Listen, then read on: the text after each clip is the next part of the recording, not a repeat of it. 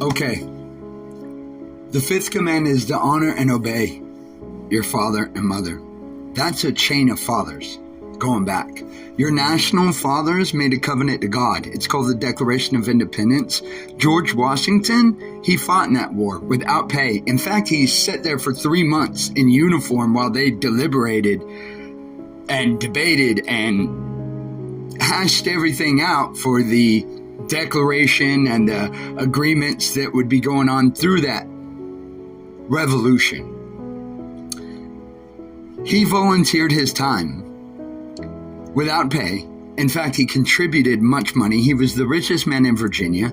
He had nothing to gain and everything to lose. Instead of being called Excellency or Highness, he chose President, which is by far the most humble out of all the choices. He only did 2 terms. There was no limit to how long he could serve. He wanted to set a precedent that actually ran for a couple hundred years. He was known to be a gentleman of gentlemen. His best friend was his personal slave, whom he did not make any decision without seeking his counsel first. He was well known to be polite, mannerable, a gentleman's gentleman, and a downright unreasonable man when it came to doing right. He would do right against all reason.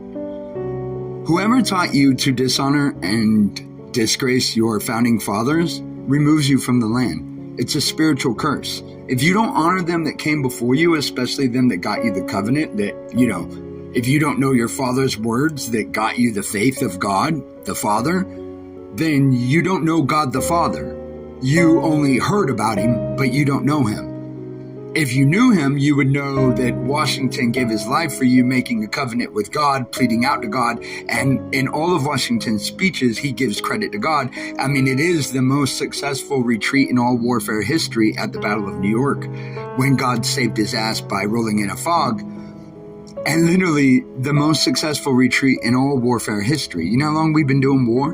Well, actually, it's the second. The first is the Israelites out of Egypt.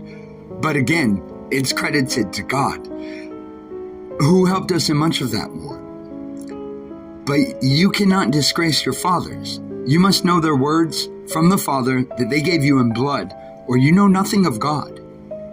10 Commands, 10 Bill of Rights, Declaration, Holy Scripture, Eternal Covenant. If you don't have these, you have no light in you. Isaiah 8:19 through 20. You're a wizard. You hear of God, you say of God, but you know nothing of his words.